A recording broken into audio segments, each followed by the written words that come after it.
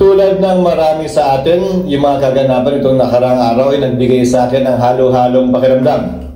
Halong lungkot, inis, pagkadismaya, galit, pagkalito, at nagbunga din ng maraming mga katanungan na sinikap kong sagutin sa pamamagitan ng pagsisiyasat at gayon din pagbabasa.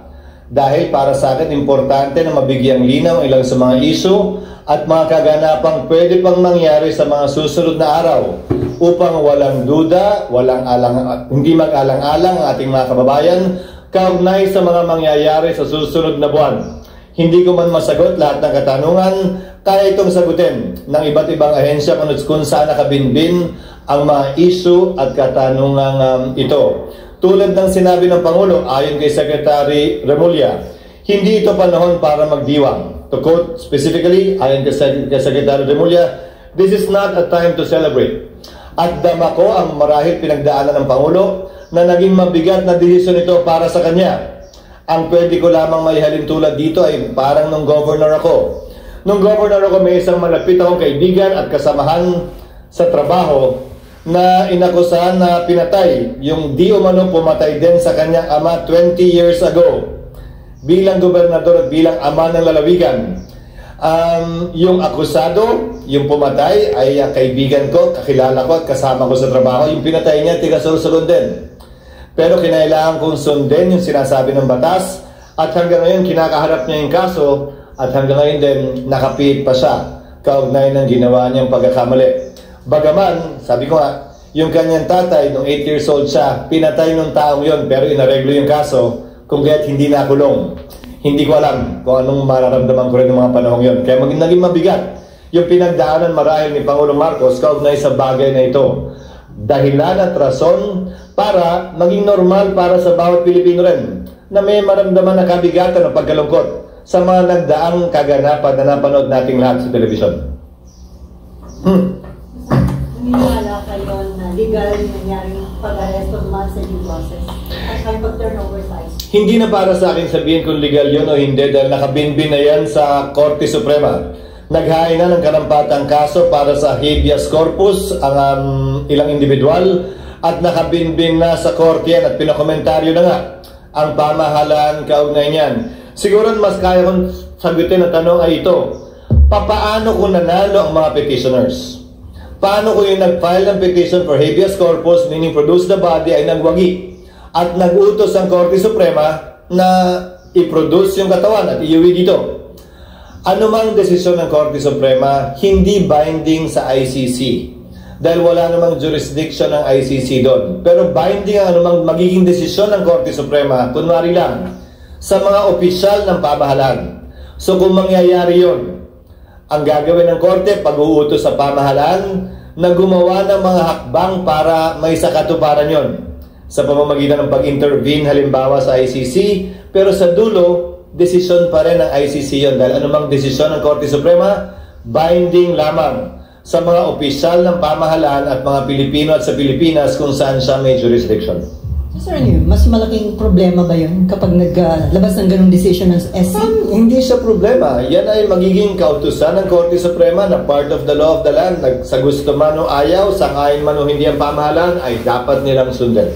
Sir, about Senator Bato de la Rosa, nagkausap na po ba kayong dalawa? Nagkausap kami. Humihingi siya ng anong favor or tulong niya sa ang kinuwento ko sa kanya, sinabi ko sa kanya, ang siyang sasabihin ko rin ngayon. Meron kaming summary ng mga kaganapan dito sa Senado noong mga nagdaang panahon na may mga akusadong senador o senador na inakusahan ng iba't ibang krimen. Kung maalala nyo, kaugnay ng rebellion complex with murder ng laban kay dating Senador JPE, Senator Enrile. Yung kaso laban kay Senators Enrile, Revilla at Estrada. Yung kaso laban kay Senator Lacson. Yung kaso laban kay Senator De Lima. Yung kaso laban kay Senator Trillanes. Ito yung iba't ibang sitwasyon kinaharap ng Senado kung saan may kaso laban sa kanila. At ang naging pasya ng Senado ay ito. Hindi nakabase sa batas, pero nakabase sa tinatawag na institutional courtesy. Hindi papayagan ng Senadong arestuhin ang sinumang miyembro niya sa loob ng Senado. Lalo na kung merong sesyon. Ang pinakamatagal na namalagi dito sa Senado ay si Senator Trillanes na namalagi dito ng humigit kumulang 25 araw. Bibigay ko sa inyo yung history sa mga nagdaang panahon para may reference kayo. Dagdag pa dito, sa lahat ng kasong yon, maliban na lamang kung winidraw o inatras yung warrant, ay sumuko din sa mga otoridad, yung mga miyembro ng Senado, matapos nilang makuha o hindi makuha, klarong hindi na makukuha, yung kanilang legal remedies na sinusubukan kunin. According to former Senate President Drilon, sa sitwasyon ngayon, wala kang pwedeng gawin para protektahan si Bato sakaling magkaroon na ng warrant of arrest. Una, hindi naka-adjourn ng session. And then pangalawa, mabigat yung kaso na kinakarap. Well, tama si Senator Drilon in one sense. Historically, may session o wala, again, institutional courtesy dictates na huwag ito pasukin ng kapulisan para may posasang senador. Dalawang bagay ang nangyayari. I-exhaust yung legal remedy o kusang lumalabas yung senador sa Senado. Ang pinakamaliwanag na ehemplo ay sa kaso ni Senator Laila de Lima. Isang araw lamang siya natulog dito at kinabukasan, sinuko niya yung kanyang sarili sa mga otoridad. Sa kaso nila Senator Estrada Trevilla, sinuko din nila yung kanilang sarili sa otoridad makalipas ang isang araw. Si Senator Andrina makalipas ang isang taon. Si Senator Lacson ilang buwan hanggang hindi lumabas yung desisyon ng Korte Suprema, nagtagusa, hindi sa Senado, sa labas. Pero ayon kay Senator Andrile, hindi daw niya trabaho na hanapin si Senator Lacson o sabihin ko nasan siya kung nalalaman man niya. Trabaho daw ng mga otoridad yon noong mga panahon na yon. The Constitution is clear in Article 6, Section 11. It is only when Congress is in session and the penalty to be imposed for the offense is less than 6 years. Is a member of the Senate or Congress immune from arrest? Magpapatuloy yung kaso pero hindi pwedeng arestuhin. Sa kasong ito ng ICC, ang mga batas kasi natin, klaro yung penalty, di ba? The penalty of 1 year to 6 years, the penalty of life imprisonment, the penalty of prison correctional, which is 6 years to 12 years. Klaro naman yun eh. Ang problema sa ICC, ang nakalagay doon, ang imposable penalty ay not more than 30 years or life. So, pasok sa not more than 30 years ang 5 years, ang 4 years. So, isang posibilidad na pwedeng matanong o ma-clarify yung bagay na yon, pero hindi pa rin applicable nga dahil wala kaming session hanggang sa June 2. Ang sinabi ko sa kanya, we will try to afford him every opportunity to avail of legal remedies that he is entitled to. Sa katunayan, ginawa na niya. Dahil co-petitioner siya ni Pangulong Duterte, di ba? Sa Supreme Court case, kung saan bagaman walang ginrant na TRO, ay pinasagot yung mga respondent sa kaso at posibleng ma-actionan niya ng Korte Suprema sa hindi malayong hinaharap. Lalo na kung sakasakaling maglabas uli ng warrant ang ICC.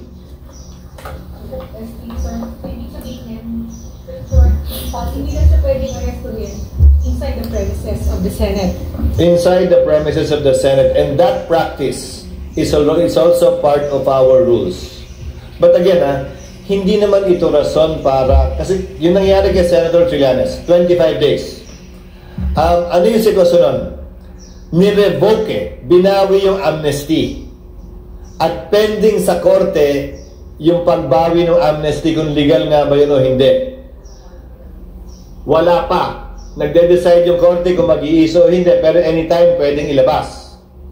So namalagi siya dito hanggang isinangtabi ng korte yung pag-iiso ng warrant of arrest dahil naglabas na ng desisyon ng Korte Suprema na hindi pwedeng i-revoke ang amnesty na ibigay na. So, ang tanong sir is, papayagan nyo ba siya na mag-sanctuary dito kung meron ng warrant of arrest? I mean, kung hindi pwedeng isilbi dito, pwedeng mag-stay? Hindi para sa akin na pigilan si Senator Bato na magtungo dito, desisyon na yon. Pero ang hangganan siguro noon ay hanggang makakuha at klaro na kung anong magiging pasya ng korte kaugnay sa kanyang pag-avail ng kanyang judicial remedies na karapatan niya. Hindi lamang bilang senador, bilang isang ordinaryong mamamayan. Sir, so kung in theory, kung ako arresting officer, abang ako na lang siya sa gate ng Senado? Hindi para sa akin na idikta sa kanila kung anong dapat at hindi nila dapat gawin. But that is theoretically possible. Again, within the premises of the Senate. Outside the gate. Labas ang Senado ron. Sorry, so bakit po walang session? Basta nasa loob siya ng premises? Kasama yan sa mga president na binanggit ko dun sa mga dating senador na binanggit ko. Kahit walang session, basta nasa loob siya ng Senado, hindi pwedeng arrestuhin. Hindi pinayagan ng mga nauna ring Senate President. Bahagi na yan ng tradisyon at practice ng Senado na sangayon nga sa rules namin ay bahagi na rin ang rules namin. If you could also not allow it, sir. Yes. Walang session. Yes. Paano kung Interpol magsiserve ng warrant of arrest? Hindi ko sir allowed po natin. Lalong hindi. Kasi kung yung law enforcer nga na Pilipino, hindi. Lalo pa kung dayuhan siguro. Pero sa kasong nagdaan kay Pangulong Duterte, hindi naman dayuhang Interpol ang umuli sa kanya. Sir, clarification lang. Sinabi rin sa inyo ni Senator, sinabi rin ba sa inyo ni Senator De La Rosa na that is his intention kung sakaling may warrant of arrest, mag-stay siya dito? Or? Wala siyang sinabing gano'n. So, Nagtanong lamang siya ng iba't ibang options na pwede sa kanya. like, sir, Iba't ibang options na pwede sa kanya di kaugnay ng Senado. Hindi ako isa sa mga abogado niya para magbigay ng suggestion maliban sa pwedeng magawa o gawin ng Senado. At hindi rin para sa akin na sabihin kung ano yung mga options na nabanggit niya, nasa sa kanya. sir, parang parang theoretical pa rin naman. So, kung may warrant of arrest, pili niya magstay dito, papayagan niyo ba yun? Wouldn't it be bad for the Senate as in an institution na merong magtatagal magstay dito dahil ayaw masilbihan ng warrant of Again, arrest? tradisyon yan at rule yan na bahagi na ng Senado dahil naging practice ng Senado bilang pagtatanggol nga sa institusyon at institutional courtesy. Ulitin ko, wala sa batas yan pero nasa rules ng Senado at institutional courtesy lamang yan. Hindi naman sa habang panahon hanggat mabigyan siya ng sapat na panahon na magkaroon ng linaw o pagpapasa yung kanyang judicial remedies. Yung sinabi niyo po na bibigyan niyo siya ng tulong para sa legal remedies, what do you mean by that, sir? Tutulungan siya ng mga abogado ng Senate? Hindi ko sinabing tutulungan siya hanggang maresolbahan yung kanyang judicial remedies na available sa kanya. Yung nasa nagpagigla, hanggat may hinihintay siya sa SC. Gusto niya nag-i-interest. Pwede naman yon, pero hindi na nag-issue ng TRO ang Korte Suprema. Yun sana yung pwedeng sandala nun. Pero baka premature din kasi wala naman siyang warrant of arrest. So pwede siyang mag-reconsider at humiling ng pag-i-issue pa ng TRO kapag ka nag-apply na sa kanya. Meron na po nag-coordinate from ICC para humingi ng documents ng Senate Wala. hearings? Wala sa aking tanggapan at wala pa rin sa Secretary General na sinasabi sa akin. Naaasahan ko namang sigurong sasabihin agad sa akin pag may ganun. Sir, dahil matindi na daw yung divisiveness na naidudulot nito sa bansa. Sabi ni Senator Amy, mahalaga na ma-establish kung dumaan sa due process, kaya meron siyang hearing on Thursday. Sa tingin niyo makatutulong yun yung, para ma-address yung concern ng marami at yung tanong ng marami na dumaan ba sa due process? Pero kung ang concern ni Senator Amy ay grabe na yung divisiveness o pagkakawatak-watak natin, di sana ang maging dulo ng kanyang pagdinig ay maghilom tayo at magkaroon ng pagkakaisang muli at hindi lalo pang dagdagan yung divisiveness o pagkakaaway-away natin. Kung yun ang pakay niya, sang-ayon ako sa pakay na yun. Para mabigyang linaw, tulad ng mga binanggit ko ngayon, para mabigyang linaw ilang katanungan na meron ang ilan sa ating mga kababayan at mga alinlangan na meron sila marahil kaugnay nito, o mga pangamba na meron sila kaugnay nito.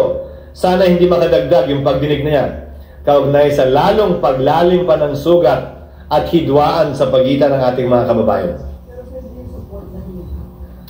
It's not for me to support or not. I support every undertaking of every senator, and dependency of a case should not prevent that.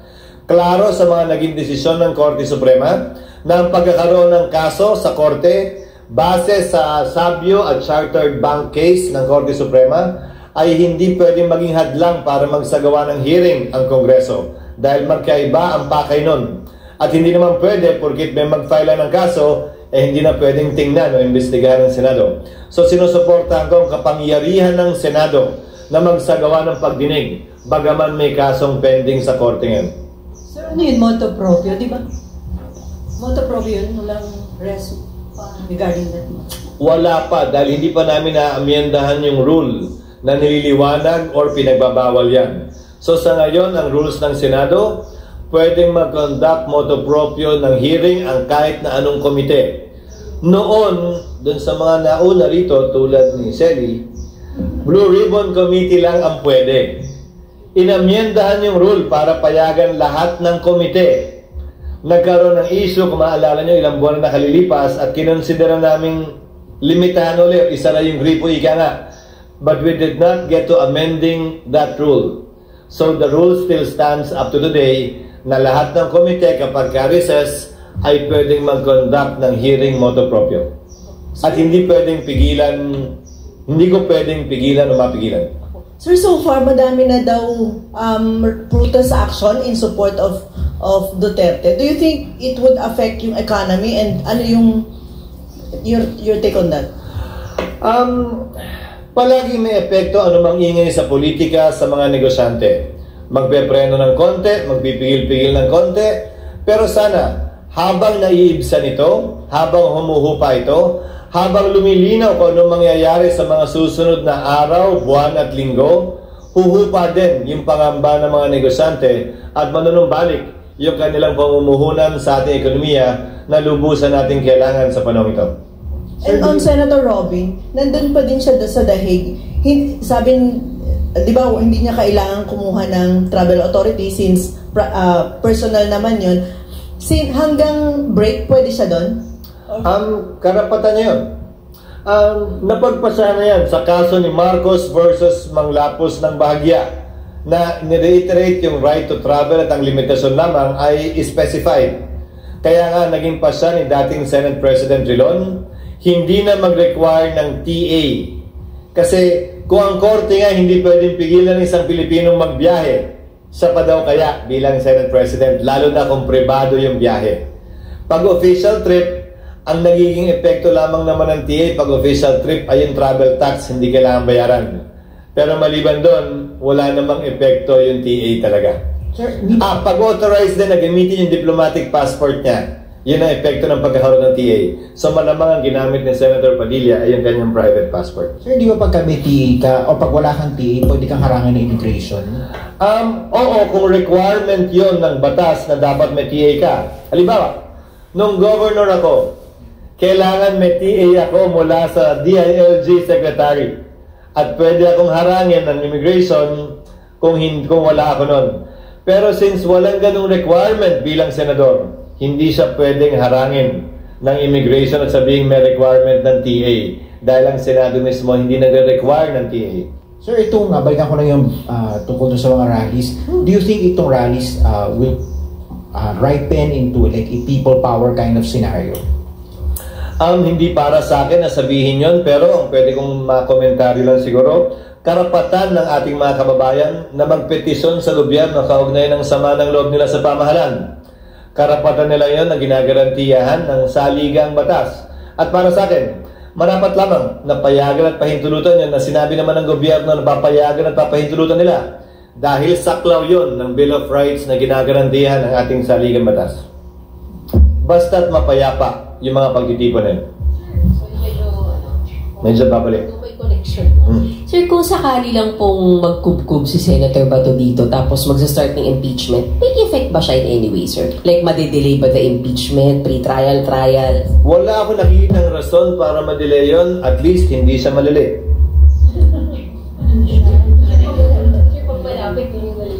So, sir, so walang epekto sa preparations para sa impeachment dito ng arrest kay Senator? Wala ako nakikitang posibleng epekto nito. Kung hindi, magandang ihalintulad. Sa dami na nagmamadali, sa dami na nangungulit at nanguurat, ang kaugnay dito, kung isipin ninyo, yung pagdinig kay dating Pangulong Duterte, sinet ng September 23.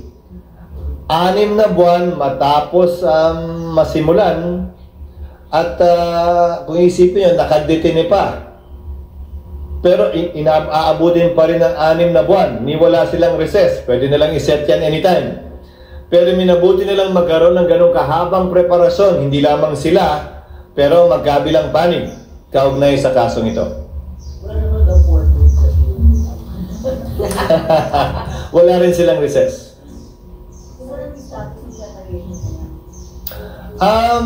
Sumulat ang Kamara, gusto nila mag-inspeksyon, pinayagan namin sila, pero wala pa silang schedule dahil yung petsang binigay namin ay sila naman hindi pwede. So ang ginawa namin ay sumulat din kami. Sa sumulat na abogado ni Vice President Sara, in the interest of fairness, kung gusto nilang mag-inspeksyon din ng magagamit nilang mga lugar para ma-assign na ng Senado yun. Sir, kailan naka-schedule yung inspection? At their convenience, hindi pa nila sinasabi sa amin. Pero may official assignment na ba yung mga wala room? Pa. Wala pa. Gusto namin kunin muna yung opinion nila, pero may isasuggest kaming room sa kanila. Sir, sa interview namin kasi kay Senator Bato, sabi niya, ihihilingin niya sa'yo, wag nyo siyang isuko pag andyan na yung ICC warrant. Did he say the same, sir, na wag nyo naman siya isuko? Hindi. Ang hiniling niya ay panahon para ma-exhaust yung kanyang judicial remedies. Na tama, dapat lang naman para sa akin. At yung panahon na yun, nandito siya. Pumunta siya dito para hindi siya ma-expose. Ang option na yun. So yung wife ba yung una na kausap ng Senate? Nagkaroon nga ng chance na makausap yung wife? Nagpasabi sa opisina ko. Pero hindi niya nakausap. Nakausap kong bahagya lamang. Anong message sa'yo? Wala, na mag-uusap daw kami. Ni Senator Bato, parang introduction na. Sir, kung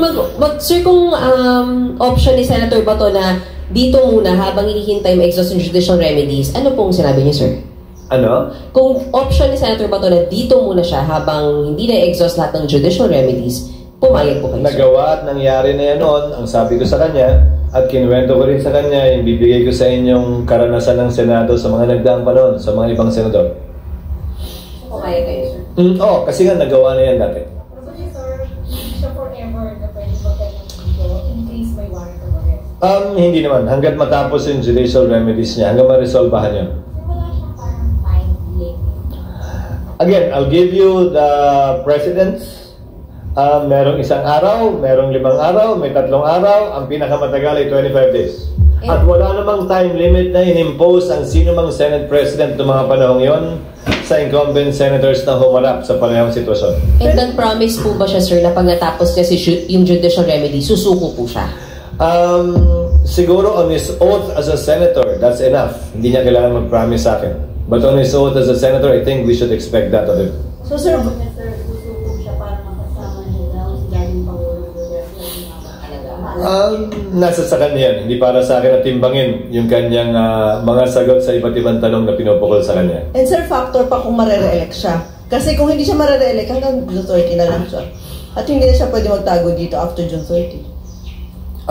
Layo mo na. Layo mo na. Huwag na muna. Marami pang mangyayari bago nun. But it's a purely hypothetical question which I don't want to engage in because that assumes as a fact something that is not yet a fact. And it's far from being a fact given the situation in the latest survey that he is quite high. Sure, yun yung sinasabi natin. So that's a shaky assumption at best if you want me. And hypothetical question. So no, not yet. So sir, di ba si Bato sinasabi niya mag-e-exhaust siya ng ang judicial remedies? Yun po yung inireklamo ng mga supporter ni Duterte. He wasn't given the chance to exhaust yung legal remedy kasi nailipad na siya nung nagkaroon ng decision. Thank you. Yes, but a TRO was not issued. Siguro magkakaroon ng crisis in a way kapag ka na-issue yung TRO, nandito pa at hindi sinunod. Pero walang so na-file yung petition, di ba? Hindi nag-issue ng TRO. Pangalawa, ibang sitwasyon din.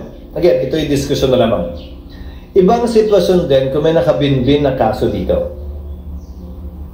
Yung may kaso siyang hinaharap dito sa parehong paksa, parehong krimen di umano, tapos binunot mo mula dito at tinapon mo sa ibang bansa para dayuhan ang duminig ng kaso.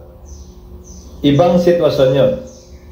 Dahil ayon mismo kay Pangulong Duterte, wala ni isang kasong nakabinbin dito sa Pilipinas laban sa kanya. Iisang korte lamang ang kumuha ng jurisdiction sa kanya para dito sa mga di umanong krimen na ginawa niya nung Pangulo siya. ICC lamang.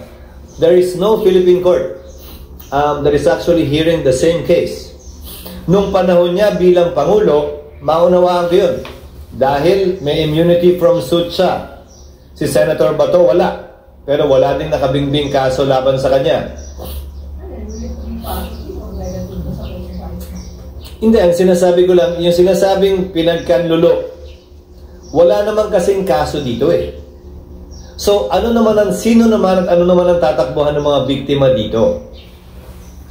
Nandun lang naman yung kaso, wala dito. Marahil ibang sitwasyon kapag may naghain ng kaso rito, dinidinig yung kaso dito, tapos ibabato mo doon para doon na lang magdinig. Kaya nga, di ba, yung kwento ko sa inyo ng governor ako, mabigat man sa loob, kailangan nang harapin yung kaso eh. Doon lang may kaso, wala dito eh. So, kung nagkakaso na lang siya dito? Depende sa pananaw mo, kasi mas malayo namang mas maganda ang piitan sa ibang bansa kaysa dito. Pero saan yung indication mo? Bakit mas nagtitiwala yung mga victims sa doon sa ICC at hindi sa ating court? Hindi mo pwedeng sabihin may tiwala lamang sila doon at walang tiwala dito. Maraming factors yan. Mas maganda sila tanungin mo. Sila Senator Trillanes, sila Senator De Lima, yung pamilya ng biktima, kung bakit nga ba doon at hindi dito hanggang ngayon. Pero hindi mo rin masabi.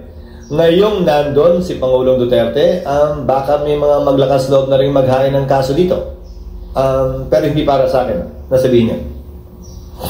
Diba may panawagan kayo na sana huwag gamitin ng mga politiko, ng mga kandidato itong issue na ginagamit naman na. Kaya nga dahil ang paksa nila sa kanilang mga rally ay tila yun na. May iyak pa. Ulitin ko, alam ko na sa panahon ng politika nagkakahiwa-hiwalay tayo dahil 12 lamang naman ang pwedeng iboto na senador, isang mayor lamang, isang governor, isang congressman. Pero hindi rason yon para sa akin. Kaya ang panawagan ko na huwag ito gamitin sa politika dahil malalim na sugat ang pwedeng ilikha nito sa pagitan ng ating mga kababayan, sa pagitan ng Mindanao, ng Luzon, ng Visayas, na hindi makakabuti sa ating bansa. At bakit? Para lamang sa personal na interes sa politika para manalo sa halalan? Sana wag naman. Sana hindi naman. Siguro habang mainit, sige, pero hindi naman hanggang sa dulo. At hindi naman din siguro dapat na hanggang sa pagkapanalo o pagkatalo, yan pa rin na magdidikta ng gagawin mo, magiging pananaw mo at magiging boto mo sa lahat ng bagay. Sana hindi ka. Kung i-take advantage ito ng ilang candidates, ano yung implication nun, sir? Nasa dulo, mga botante pa rin na magpapasya at magdedesisyon kung ano ang gagamitin na lang basehan sa pagpili sa ating mga susunod na magiging senador, mayor at iba pang halal na opisyal. Hindi para sa akin ang diktahan yun. May maiinis, may maasar na sobrang ingay na, may matutuwa, may magugustuhan sa dulo. Hayaan natin maging barometro ang susunod na halalan. Kaugnay sa kung sang-ayon ba sila o hindi sa ginawa o hindi ginawa ng mga kandidatong tumatakbo ngayon. So yung timing, kasi may incoming election na, tapos na-aresto si Duterte, ano yung worst scenario na pwedeng mangyari? Hindi ko alam kung anong pinapatukoyan mo. Nasa demokrasya tayo, okay lang na magkaroon tayo ng magkakaibang pananaw, okay lamang na magsagawa ng kilos protesta laban sa ginawa ng pamahalaan kung hindi ka sang-ayon. Okay din gumawa ng kilos protesta sang-ayon sa ginawa ng administrasyon o ng gobyerno, basta't ito'y mapayapa at saklaw ng pinaprotektahan karapatan ng ating Bill of Rights. Para sa akin, bahagi lahat yan ng pagkakaroon ng isang malusog na demokrasya sa ating bansa. Bagaman, may konting ingay nga sa politika.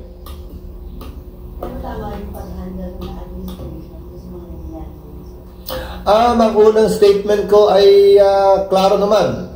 Binati ko magkabilang panig. Kapulisan man o mga opisyal ng administrasyon, Pangulong Duterte, kanyang abogado at supporters, dahil naging mapayapa yung mga kaganapan noong araw na yon. Sang-ayon man kayo o hindi, sa tingin man nyo tama o mali, naging mapayapa yung mga insidente noong araw na yon. At yun para sa akin ang pinakamahalaga. Nandun ka pa din? Sorry sir, may naiwang tanong sa akin. Sir, tama po ba na since institutional courtesy siya, depende pa rin sa Philippine National Police, although historically ay ginagalang po nila yung kapag ka pinoprotect ng Senate yung kanyang senator sa Hindi manggagaling sa akin yung salitang depende sa Philippine National Police dahil isusulong palagi ng Senado yan dahil yan na naging kinagawian ng Senado sa kanyang mga miyembro. At hindi naman siya unreasonable. Ulitin ko may mga sitwasyon na yung senador mismo isinuko yung kanyang sarili makalipas ang 1 araw, 3 araw, 5 araw, 1 linggo, 25 araw. Again, I'm holding them on their oath as senators to do what is best not only for themselves but for the country and the institution as well. At hindi para sa akin idikta yung bilang ng araw kaugnay niyan. Sir, para maiwasan na daw yung issue kung may jurisdiction ng ICC, mag-rejoin na lang daw ang Pilipinas sa ICC. Desisyon na executive yan. Ang papel lamang ng Senado ay mag-ratify ng treaty. Walang papel sa ating system of foreign policy at ang system ng saligang batas ang Senado kaugnay sa pagsali o hindi pagsali, pagpirma o hindi pagpirma sa anumang mga treaty o tratado.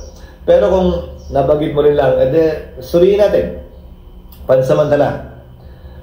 Sabi ng isang panig, hindi na tayo miyembro ng ICC at sa katunayan, ngayong araw na to, March 17, kung gusto niyong pagdiwang o gunitain, ngayong araw ang pang-anim na taon na ang effectivity ng withdrawal natin sa ICC.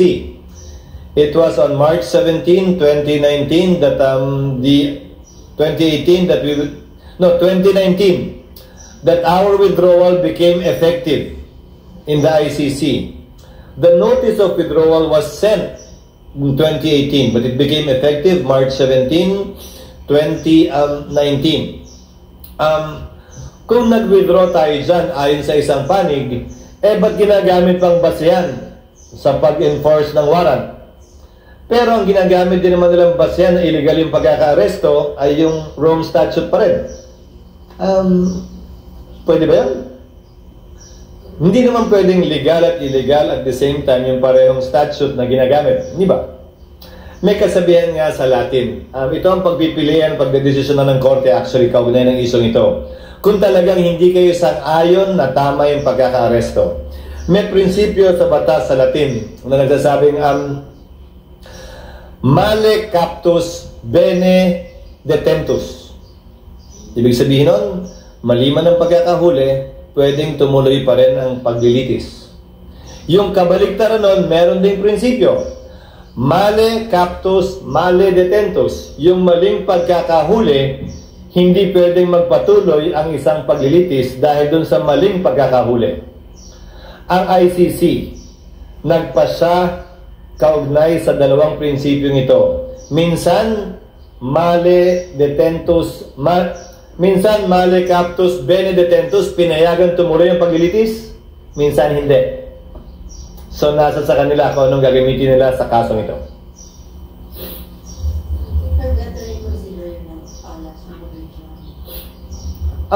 Nasa sa kanila.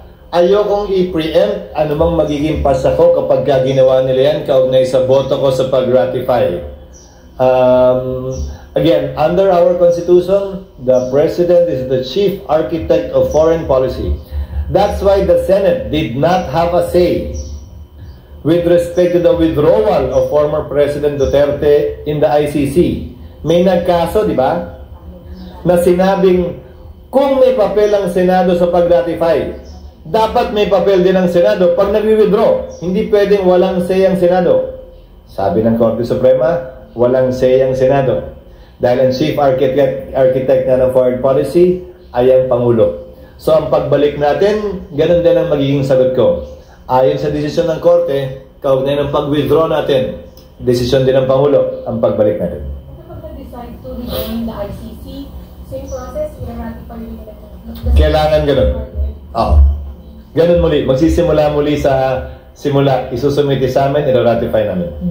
And then, SP, hanggang sa ngayon ba walang word kung magpapatawag ang presidente ng special session para makapag-impeachment trial na kayo? Para makapag-impeachment trial na kasi sir, di ba? May mga concern. Yeah. Okay. Wala.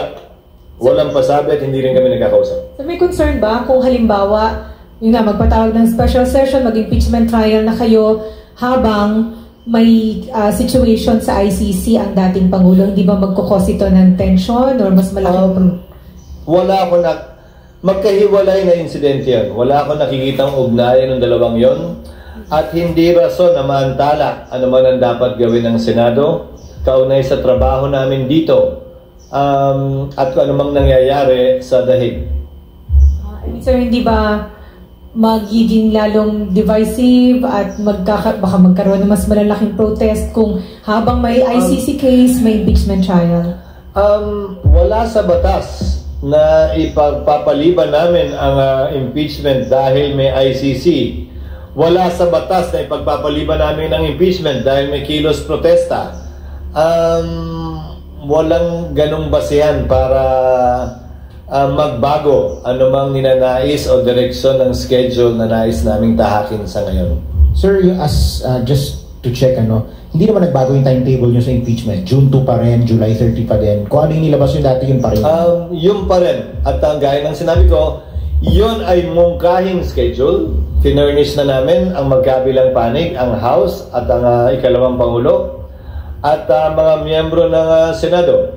At itong lahat ng ito ay magiging pinal at mapagpapasahan pag nag-resume kami. Kung ito nga ang kakatigan ng mayoriya ng mga members ng Senado at ng Impeachment Court. Sir, after you gave them your letter about the proposed timetable, did any of your colleagues object or seek an earlier timetable or want an adjustment or wala. any feedback? At wala. Wala. Hindi naman niho wala. Ang tanong mo kung may nag-object, may nagsabing ganito. Wala nang parating ng ganong uri ng pananaw. So there was no objection, but was there any positive feedback naman? Na formal, wala. Sumulat na rin ang Kamara. In-acknowledge nila yung sulat na pinadala namin. Hindi rin sila nag-object. Sir, doon sa mga nag-feedback Hindi rin sila nagbigay ng reservation. Sir, doon sa mga colleagues nyo nag-feedback sa inyo, whether formal or informal, ano yung feedback? Sumasang-ayon sila. Pero informal yan, hindi formal. Sir, sa group chat ba yan? Hindi naman. Senator Lenny Coco Pimentel, isubmit niya yung proposed impeachment rules. Hindi pa yata namin natatanggap. Pero malamang nirefer niya na yun sa Rules Rewriting Committee para i-considera. Ulitin ko, lahat kinokonsidera namin, pero may limitasyon ang pwede namin kasing aprubahan. Dahil may nakabinbin ng impeachment, ayaw kong maakusahan ng Senado, binabago namin ang rules in the middle of the game. Diba? So, babaguhin namin yung rules, pero baka mag-apply yun sa mga future impeachment. Hindi necessarily dito. Ang pag-a-applyin lang namin dito ay yung hindi makaka-apekto either side. Hindi na lang, sir, after the impeachment trial, yung pag-amend sa rules, kung hindi naman pala mag-a-apply dito? Hindi, kasi may mga pag-update na pwedeng gawin sa ilalim ng bagong rules na hindi naman makakasakit sa magkabilang panig dahil applicable sa magkabilang panig yan. So It will not favor anyone, in other words. So generally, ang susundin mo yung existing? To a large extent, yes. So wala nang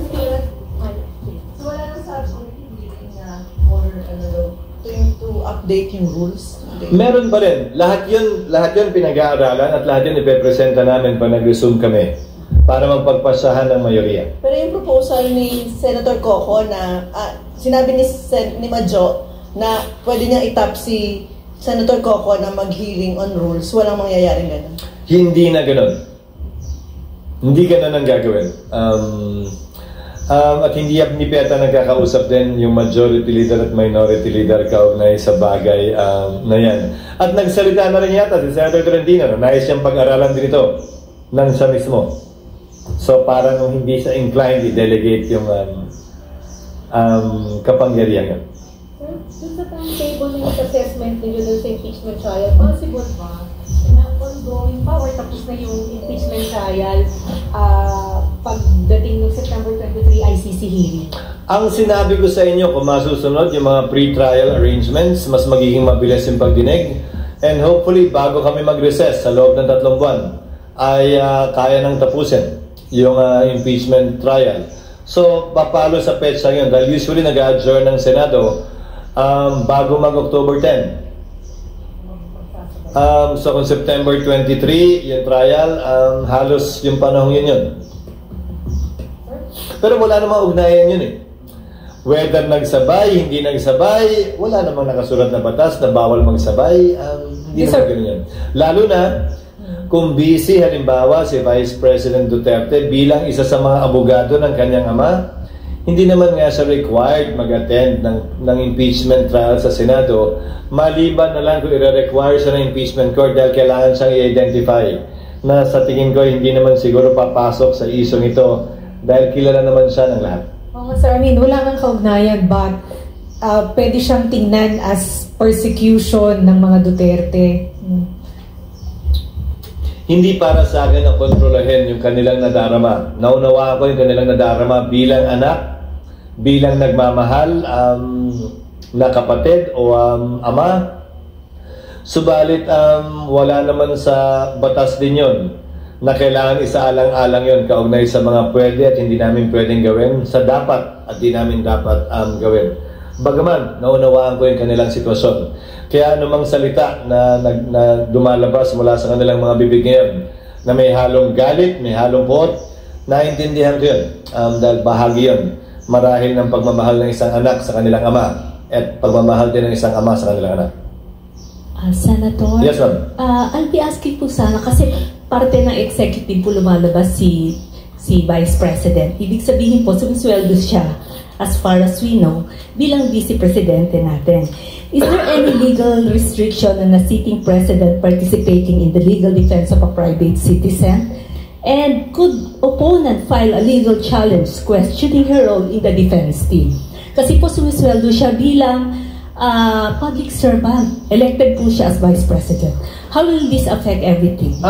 Sa pagkakaalam ko po, ang pinagbabawal na mag-appear in any court or tribunal in the Philippines is a member of Congress. I cannot appear in any court or tribunal in the Philippines unless it is a case involving me. Bakit? Ayaw kasing magamit yung kanyang pwesto, yung kanyang posisyon na may impluensya ng korte at husgado dito. Walang ganon sa ICC. So, pwede siya mag-appear. Kung ang tanong mo, sumasweldo siya, hindi siya nagtatrabaho. Siya ay elected official. Siya ay impeachable officer. Hindi yan kasama sa isa sa mga impeachable offenses na di umano ginawa niya.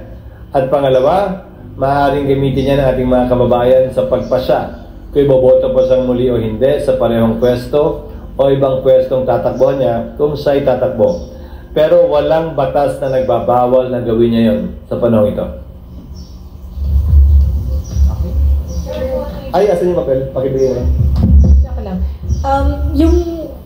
Kasi meron din kayong concern dun sa Gumuhong Tulay. Last Friday, last Friday, sir, merong hearing si Senator Alan Cayetano. Hindi dumating sa Secretary Bunoan. Sabi niya magpapa-issue siya ng sabina. Kayo lang ang pwede mag-sign ng sabina. Have you signed any? Wala pa siyang hinihiling. Wala pa ako nakukuhang request mula sa kanya. Pero kung walang rason, yung hindi niya pag-attend, ay wala ring rason para hindi ko issue ng sabina. Lalo na kung yung kanyang hindi pagdalo ay hindi niya mapaliwanag ng tama sa komite. But we will afford Secretary Budon every courtesy possible to a secretary before we do that.